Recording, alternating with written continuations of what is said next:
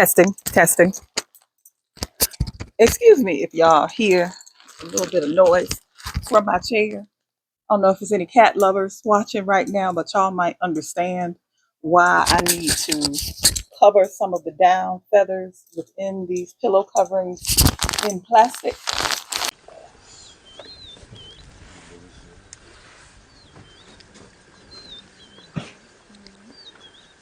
As we're coming into a new age where people around the world are developing a deeper appreciation for the feminine and those characteristics that are considered to be quintessentially feminine, you're hearing more and more conversation about the return of the divine feminine, and more people are researching and learning about and venerating all over again those goddesses that were, where their temples were desecrated and the memory of them was pretty much stamped out when the Abrahamic religions came into power. I think that's a wonderful thing because for too long, those feminine characteristics were considered to be less than or secondary to the masculine. They were relegated to, the home or to behind the scenes and considered to be soft skills that weren't really essential for going out and conquering the world or doing anything all that important. Both men and women nowadays are coming into a deeper appreciation for the idea or for certain aspects of the idea of femininity. But I do want to, I guess, issue a couple of cautions regarding that idea.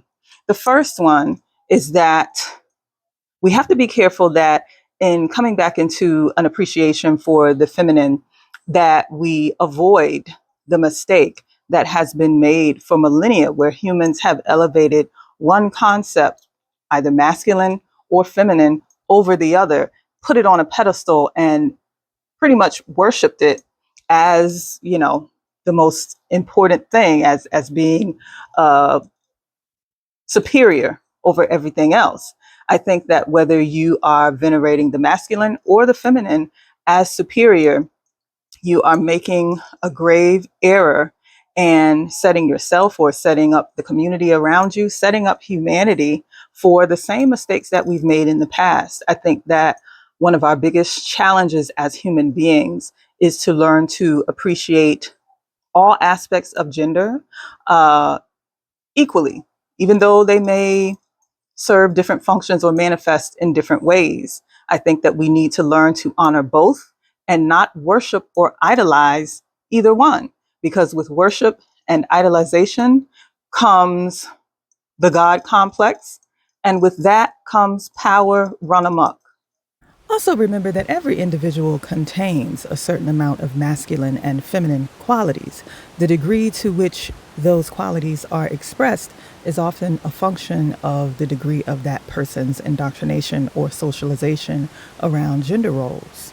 But everybody requires a unique balance of those qualities for a balanced perspective and a balanced life.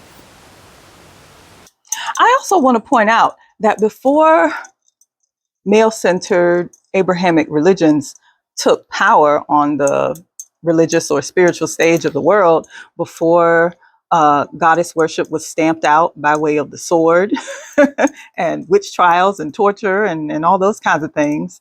The feminine aspect, the feminine goddesses, were not just honored for their beauty or their sexuality, for these shadows of themselves. They were also fierce and formidable. So the idea that a woman is only truly feminine if she's wearing a 22-inch weave, bat-wing lashes, and a silicone suit is preposterous. The idea that one can only be truly feminine if she is hiding her power, hiding her hands, and presenting a meek and mild face to the world, while maybe she is a bit formidable behind the scenes, is ridiculous. Let me introduce you to some of the goddesses of old. Oya, Yoruba goddess of storms, destruction, and rebirth. Bast, the Egyptian goddess of war, the sun, ointments, perfumes, and embalming. Menhit of Egypt, she who massacres. Sekhmet, the Egyptian goddess of war, the desert, and disease. Inanna, also known as Ishtar, she is the one responsible for our modern celebration of Easter. She was a goddess of love, sex, fertility, and war. She ventured into the underworld to overcome an attempt on her life and to gobble up all the power she could. Deities of the African diaspora, Erzuli Frida and Yemoja, are considered to be fierce defenders of women, children, and the innocent. Yemoja is sometimes depicted as emerging from a ferocious sea with a machete on her hip. Athena is venerated in Greece as the representation of wisdom, war strategy, and crafts. Kali is the Hindu goddess of destruction. She also is said to defend the innocent and wears a necklace of the skulls of her enemies. Minerva is a Roman goddess of wisdom, law, justice, and victory. Morrigan is a Celtic goddess of death, war, and fate. There are others, but the message is clear. A goddess can have many facets, and so can a woman. After all, these goddesses are really just personifications of the many qualities that all of us carry as human beings. If you really want to rest in your feminine, it's probably going to be a good idea to embrace and accept all of these different aspects of yourself and of these goddess qualities, even if you choose to cloak a few of them behind an unassuming exterior. Don't let someone who's hiding behind a nuclear family facade make you feel like it's unladylike to be your true, authentic self. Maybe you personally don't worship the nuclear family model. Maybe you are the kind of woman who likes to spend a little time with the man in her life and then send his butt back home at night. Maybe you enjoy your time and your space and the peace and clarity that can come with those moments of silence that you really don't get when you're always got your mate up in your armpit and laying down looking in their face. Every woman isn't salivating for the chance to have her existence validated by becoming a helpmate. Some of us like to spread our wings, and we aren't any less feminine for it. The forces in our world are always working overtime to shove us into those tiny little boxes that they've prepared for us, to tell us that we must go back in time if we want to have a relationship and contort ourselves into something that we're not in order to experience this illusion of happiness.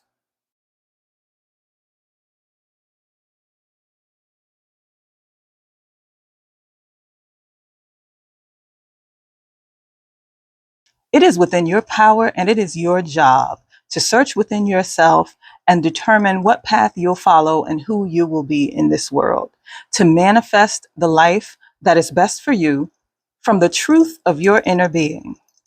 So feel free to celebrate in its fullness the reemergence of an appreciation for the divine feminine that we're witnessing on the world stage.